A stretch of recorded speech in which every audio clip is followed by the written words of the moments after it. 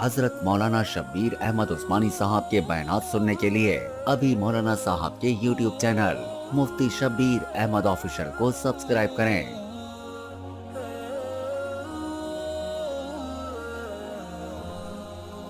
بولیں نہیں تو میں نے صبح تک تقریر کرنی ہے، میں نے اٹھنے نہیں دینا۔ قرآن کریم کس کا کلام ہے؟ اللہ کا۔ اور ہمیں کس نے پیدا کیا ہے؟ تو قرآن کریم میں اللہ مجھ سے اور آپ سے کچھ باتیں کر رہے ہیں۔ یا ایھا الذین آمنوا لا تقربوا الصلاۃ وانتم سکارى۔ ابھی نشہ حرام نہیں ہوا تھا، اس وقت ان کو کہا کہ نشے میں نماز کے قریب نہیں آنا۔ آہستہ آہستہ حکمت کے ساتھ ان کو اس ماحول سے نکالنا چاہ رہے ہیں۔ یہ اللہ کی رحمت ہے، اللہ چاہتا تو یک دم بھی آرڈر جاری کرتا، لیکن نہیں، وہ نہیں چاہتا تھا کہ یہ میرے نافرمان بنے کسی لمحے بھی، کہ یہ اپنے ضمیر اور اپنے اندر سے مجبور ہوں۔ تو میں عرض کیا کرنا چاہتا ہوں، حکمت کے ساتھ اس دور میں بھی اس کے احکامات آئے، آہستہ آہستہ گناہوں میں ڈوبوں کو باہر لانا ہے۔ اور کیا اعلان کیا؟ یا ایھا الذین آمنوا لا تقربوا الزنا، کہ زنا کے قریب بھی نہیں جانا۔ اے ایمان والو، بے حیائی کے قریب نہ جانا۔ اے ایمان والو، سچوں کے ساتھ رہنا۔ اے ایمان والو، اللہ سے ڈرنا جیسے ڈرنے کا حق ہے۔ اے ایمان والو، کوشش کرنا کہ اسلام پر تمہاری موت آئے۔ اے ایمان والو، اپنے وعدے کی پابندی کرنا۔ اے ایمان والو، امانتوں میں خیانتیں کبھی نہ کرنا۔ اے ایمان والو، ناپ تول میں کمی کبھی نہ کرنا۔ اے ایمان والو، جب باہر نکلو تو نظریں جھکا کر چلنا۔ اے ایمان والو، پاک دامن لوگوں پر تہمت نہ لگانا، کسی کے عیبوں کو ٹونا مت، کسی کی جاسوسی مت کرنا، غلط القابات سے مت کسی کو پکارنا، کسی کو حقیر نہ سمجھنا، تکبر کا اظہار نہ کرنا، حرام کے قریب نہ جانا، سود سے بچنا اور صدقات کی طرف بڑھنا۔ یہ کیا ہے؟ یہ ایک ایک پیغام اللہ کا اس قوم کو آیا، اور 23 سال کے عرصے میں ایک ایک چیز یوں ان کے دل میں ڈالی گئی، پھر اس کی پریکٹس کروائی گئی، اور پھر ان کو ایک تزکیے کے مرحلے سے گزارا گیا۔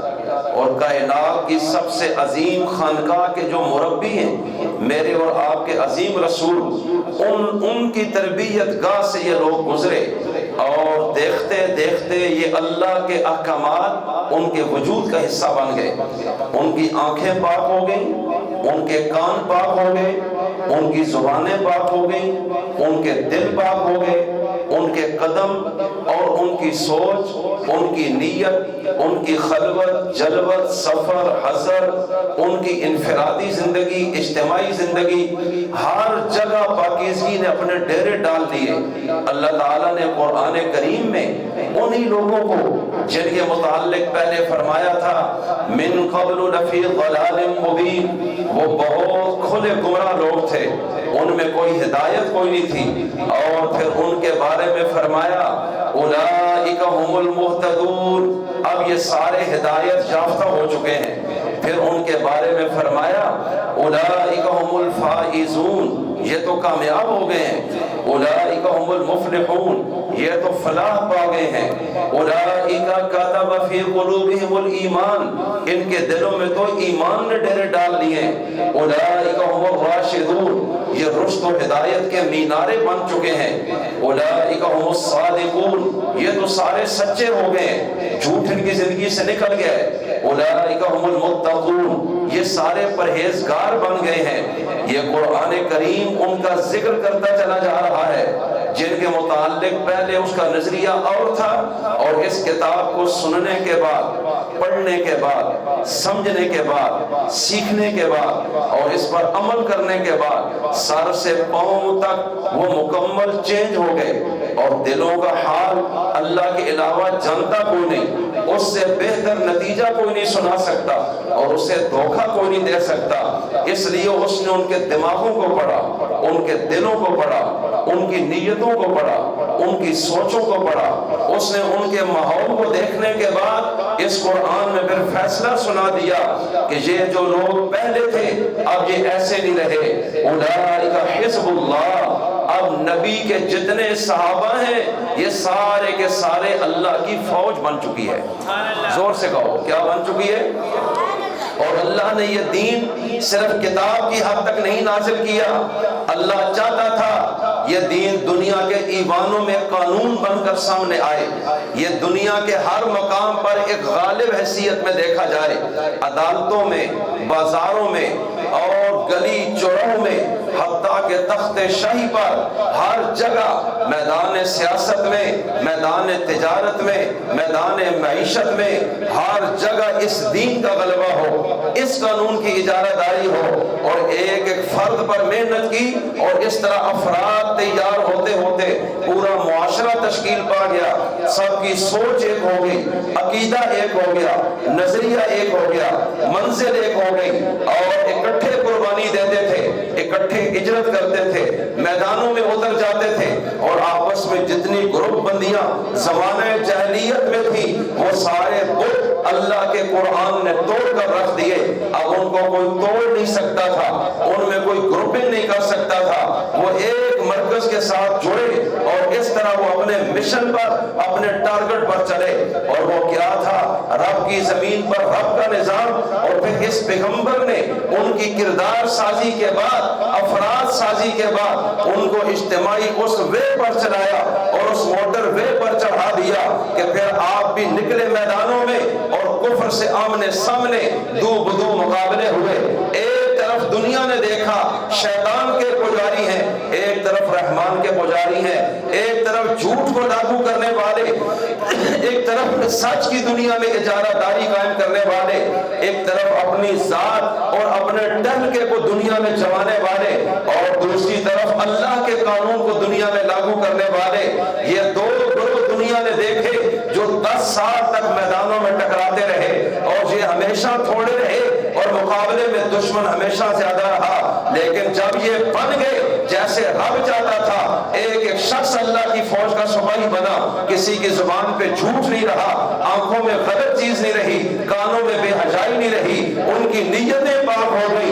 اب اللہ ان کے قریب آیا, اس کے فرشتے ان سے محبت کرتے ہیں, اس کی مدد کر کے ان کی مجلسوں میں آ گئی. اور اب یہ عرب کے وہی بدو ہیں لیکن اندر باہر سے یہ چینج ہو گئے ہیں. اور اللہ نے ان کو ان طاغوتوں سے ٹکرایا ہے, ان بدماشوں سے ٹکروایا ہے, ان اپنی ذات کے پجاریوں سے ٹکروایا ہے. اور دنیا نے دیکھا ہے 10 سال کے عرصے میں اللہ نے جو پہلے اقتدار میں تھے ان سب کو زیرو کر دیا, اور رسول اللہ کے صحابہ کو اللہ نے تخت اقتدار پر بٹھا کر دنیا عرب کا ہیرو بنا دیا ہے. اللہ کہتا ہے تلک الایام نداولها بین الناس, یہ زمانہ ہمارا ہے, یہ دن ہمارے ہیں, ان کی نبض پہ ہمارا ہاتھ ہے. ہم جب چاہتے ہیں یوں پھیر دیتے ہیں. ہمارے ہاں کس چیز کی کمی ہے, لیکن اس معیار کے لوگ مجھے چاہیے جن کو میں پسند کرتا ہوں. علماء کے قدموں سے گزرو, مدرسوں سے گزرو, مسجدوں سے گزرو, خانقاہوں کی تربیت سے گزرو, اپنے نفوس کو مارو, پابندیاں رب کی قبول کرو, حرام پہ لعنت بھیجو اور پاکیزگی کی زندگی میں آ جاؤ. رب کہتا ہے کامیابی کے دروازے کھول دوں گا, رزق تیرے قدموں میں ہوگا, عزت تیرے پیچھے پھرے گی, تخت اقتدار تیرے قدموں میں گرا دوں گا.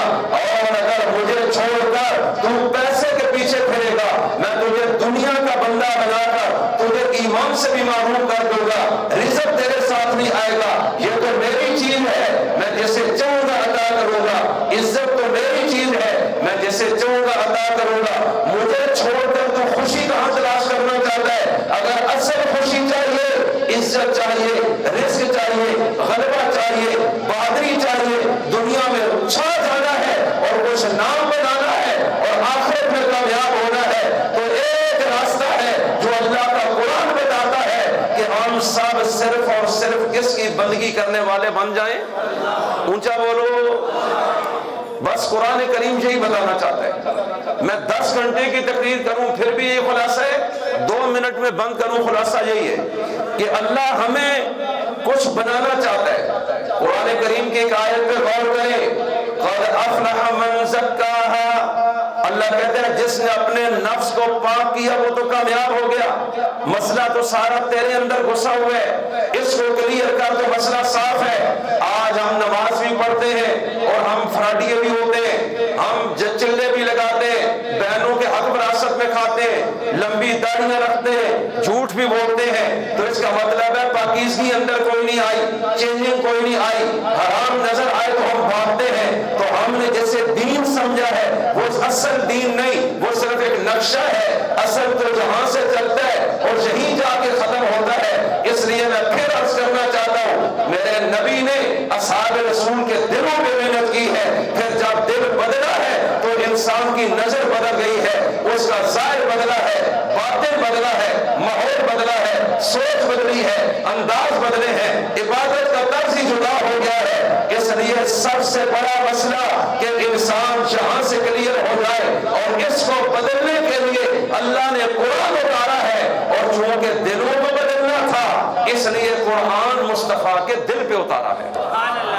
زور سے کہو سبحان اللہ. لیکن آج المیہ کیا ہے کہ ہم قرآن کریم اول تو پڑھتے ہی نہیں, ہم کہتے ہیں سر سے اتارے. جو زیادہ سپیڈ میں پڑھے نا حافظ, ہم کہتے ہیں اے ٹھیک ہے ذرا آہستہ پڑھو, مسجد لڑائی ہو بنی پئی جا, ٹائم کیوں لائی. ہم تو سننا بھی نہیں چاہتے, ہم نے تو زبردستی اپنے گلے اس چیز کو ڈال دی ہے. کئی تو پڑھتے ہی نہیں اور کئی 8 کا سلام پھر اٹھ بھاگتے ہیں جیسے کسی نے باندھا ہوا تھا ان کو. یہ آپ کے سامنے ہم کیا کر رہے ہیں. تو جیسا ہمارا رویہ ہوگا قدرت ہمارے ساتھ کرے گی. آج مسلمان کلمہ گو دنیا میں تھوڑے تو نہیں, لیکن رسوائی سب کا مقدر ہے. جیسے ہم اللہ کے ساتھ کرتے ہیں اللہ بھی ہمارے ساتھ ایسے ہی کر رہے ہیں. اور جب ہم سیدھے ہو جائیں گے ایک نمبر تو قدرت کی طرف سے امداد بھی ایسی کھلے گی کسی کی جرت نہیں ہے وہ میری آنکھ سے ہماری طرف دیکھ سکے. تو قرآن کریم مجھے اور آپ کو ایک میسج دینا چاہتا ہے کہ اپنے اللہ کے بندے بن جاؤ, اللہ کی مان میں آ جاؤ, اللہ کو ناراض نہ کرو. علماء سے سیکھو اور پوچھو کہ کن باتوں اور کاموں سے وہ ناراض ہوتا ہے, میں چھوڑنا چاہتا ہوں. اس سے پچھلی زندگی غلط گزری, مجھے نہیں سمجھ آئی. اور اگر آپ اس چیز کو اپنا جائیں, خدا کی قسم قرآن کریم کے کہے ہوئے پر آپ نے عمل کر لیا. اور اگر ڈگریاں بڑی بڑی ہیں اور عمل کوئی نہیں تو جواب زیرو ہے, حاصل کچھ نہیں ہوگا, کچھ حاصل نہیں. کیا آپ نے پڑھا اور سنا نہیں فضائل اعمال میں بھی ہے کہ ایک بندہ نماز پڑھتا ہے اور اس کی نماز جنت والے کپڑے میں لپیٹ کے اوپر لے کے جائی جاتی ہے, اور دوسرا پڑھتا ہے اس کی نماز بھی کپڑے میں لیکن اوپر سے منظوری نہیں اور واپس آ کے اس کے منہ پہ مار دی جاتی ہے. نماز تو دونوں نے پڑھی ہے, ایک کی قبول ہو گئی اور دوسرے کی مردود ہو گئی ہے. وجہ اس لیے کہ پہلے نے اخلاص کے ساتھ صرف اللہ کو راضی کرنے کے لیے پڑھی ہے, اور دوسرے کے اندر یہاں گند بھرا ہوا تھا کہ لوگ میری تعریف کریں گے, لوگ کہیں گے بڑا نمازی ہے, لمبا رکوع کروں تاکہ لوگوں پہ اثر پڑے, لمبا سجدہ کروں لوگ مجھے نیک سمجھیں. اس کی نیت میں فطور تھا. سیم وہی نماز بلکہ اس سے زیادہ لمبی چوڑی نماز جو اس نے ٹائم لگا کر پڑھی, رب نے اٹھا کر اس کے منہ پہ ماری ہے کہ لوگ یہ نماز ہمیں نہیں چاہیے. اس لیے میں پھر عرض کرنا چاہتا ہوں, اللہ تعالیٰ نے صرف ایک بات کا تقاضا ہم سے کیا, اے میرے بندے تو یہاں سے میرے ساتھ ٹھیک ہو جا, یقین جان میں تجھے اس دنیا کا وارث بنانا چاہتا ہوں. ذرا بلند آواز سے بتائیے اس زمین کو بنانے والا کون ہے, اس زمین کا تن تنہا مالک کون ہے. اللہ کہتا ہے میری زمین ہے, میں اپنے دشمنوں کو اقتدار کیوں ہوں, لیکن میرا اپنا کوئی بنے تو صحیح, جو میں چاہتا ہوں وہ بن میں تو آؤ نا, پھر میں تمہیں تخت پر بٹھا دوں, میں ہر جگہ تمہیں بٹھا دوں گا. لیکن جب تم کلمہ پڑھ کے بھی 2 نمبریاں کرتے ہو تو پھر میں تمہیں کیوں تخت اقتدار پہ بٹھاؤں. کیا تم میرے رشتہ دار ہو, میرا حسب نسب تم سے جڑا ہے, میری کوئی مجبوری ہے تمہارے ساتھ, کوئی مجبوری نہیں ہے. میرا اور تمہارا رشتہ صرف تقوی کا ہے, بندگی کا ہے. میرے بندے ہو, میں تمہارا رب ہوں, بندے بن کر دکھاؤ گے تو میں رب بن کر تمہیں دکھاؤں گا, پھر تم دیکھو گے کہ ہم تمہارے ساتھ کیسے ہیں. اگر مشکل میں آؤ گے فرشتے آسمانوں سے اتار دوں گا, تعداد کم بھی ہے دشمن پہ روک ڈال دوں گا, میدانوں میں کھڑے ہو گے تو میں تمہارے لیے فتح کے دروازے کھول دوں گا. اس لیے کہ ہمارا عقیدہ ہے کہ سب سے بڑا اور سب سے طاقتور کون ہے. سے بولو. جب ہم پیدا ہوئے تو کان میں پہلی آواز جو آئی وہ کیا تھی, اللہ اکبر. کیا آواز تھی, جس کے کان میں گئی ہے وہ بولے, کیا آئی تھی. اس کا کیا مطلب ہے کہ سب سے بڑا کون ہے, سب سے طاقتور کون ہے. اور جب ہم دنیا سے نکلتے ہیں تو آخری ٹائم سارا شہر کھڑا ہے، ہماری میت سامنے ہے، اور سب کو گواہ بنا کر 4 مرتبہ بلند آواز سے یہ آواز ہمارے کان میں ڈالی جاتی ہے کہ آج دنیا کے پلیٹ فارم کو چھوڑ رہے، یہ حقیقت پھر سن لے، اللہ اکبر، کہ سب سے بڑا اور سب سے طاقتور کون ہے؟ اور اللہ کتنے ہیں؟ کتنے ہیں؟ اللہ کہتا ہے میں تو اکیلا تیرے ساتھ ہو جاؤں، میں ساری دنیا کو زیرو کر دوں گا تیرے مقابلے میں، تو لشکروں بنا دے کہ وہ زیادہ ہے، تلواریں زیادہ ہے، مسئلہ میرا ہے، میں اگر تیرے ساتھ ہو جاؤں تو مسئلہ تیرا حل ہو جائے گا، مجھے اپنے ساتھ لگا۔ سوچ رکاوٹ کیا ہے؟ رکاوٹ نیت میں ہے، عمل میں ہے، زبان میں ہے، آنکھ میں ہے، کان میں ہے، خلوت میں ہے، جلوت میں ہے، کہاں سے تو شیطان کا پجاری بنا ہے تو رحمان تو اس سے ہٹ گیا ہے، اور اگر تو یہ رکاوٹیں ہٹا دے تو یقین جان تو میدان میں پہنچے گا، اللہ خود تیری مدد کے لیے میدانوں میں فرشتوں کو اتار کر دشمن کو زیر کر کے اس دنیا میں تجھے فتح عطا فرما دے گا۔ وَلِلَّهِ الْعِزَّةُ وَلِرَسُولِهِ وَلِلْمُؤْمِنِينَ، اللہ کہتا ہے عزت تو میری ہے، پھر رسول اللہ کی ہے، اور پھر ایمان والوں کی ہے، یہ باقیوں کی جو ہے یہ عزت نہیں، یہ دھوکہ ہے۔ اقتدار ہے تو لالچی اس کو پوچھتے ہیں، اقتدار سے ہٹا، نیا MLA بنا تو اس کے پیچھے بھاگ پڑے، نیا MP ہے تو اس کو دوسرے کو چھوڑ دیا، پہلے وہ سمجھتا تھا میری عزت ہے، اللہ نے دکھایا تیری نہیں، یہ لالچی عہدے کے پیچھے تجھے پوچھتے تھے، ایسا چورے ہے تو دنیا سلام کرتی ہے، نیا آیا تو پچھلے میں پوچھا بھی کسی نے نہیں، تو معلوم ہوتا ہے یہ اس کی عزت نہیں ہے۔ لیکن جو اللہ والا ہوتا ہے وہ دنیا سے چلا بھی جائے، لوگ عقیدت سے نام لیتے ہیں، سر جھکا دیتے ہیں۔ امام بخاری کی عزت صدیوں میں دنیا میں آج موجود ہے، امام مسلم کی عزت، امام ابو حنیفہ کی عزت، اصحاب رسول کی عزت، اولیاء امت کی عزت، مجاہدین اسلام کی عزت، بنات رسول کی عزت، ازواج رسول کی عزت، اصحاب رسول کی عزت، اہل بیت نبی کی عزت، یہ کسی ڈنڈے کے زور پہ نہیں، یہ عزت رب نے دی ہے، جب وہ رب کے ہو گئے سارا جب ان کا ہو گیا۔ آج زمانے گزر گئے ہیں لیکن ہمارے باپ کو کوئی گال دے ہم اسے معاف کرتے ہیں، لیکن نبی کی بیویوں کو گال دے تو ہم اس کے لیے معافی کا اعلان نہیں کرتے، ہم اس کے مقابلے میں کھڑے ہو جاتے ہیں۔ آخر ہم اتنے جذباتی کیوں ہو گئے؟ یہ محبت کس نے ہمارے دلوں میں ڈالی ہے جبکہ وہ ہمارے خونی رشتے دار نہیں ہے؟ آخر کس نے ہمارے دلوں کا مالک ان کو بنایا ہے؟ وہ ایمان والے تھے، اور میرے رب نے کہا ہے عزت میری ہے، میرے رسول کی ہے، اور پھر عزت ایمان والوں کی ہے۔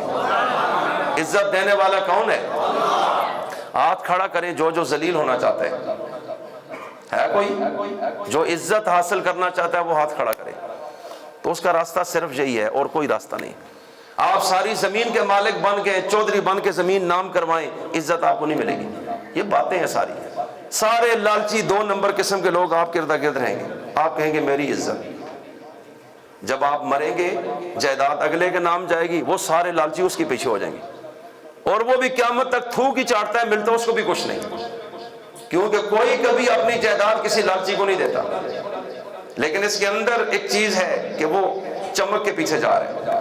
اللہ کہتا ہے رسول کو ان تمام صحابہ کے دلوں سے دنیا کی چمک نکال دو، ان کو بتاؤ یہ دھوکہ ہے، یہ سب گیم ہے، اس سے نکلو ایک دفعہ۔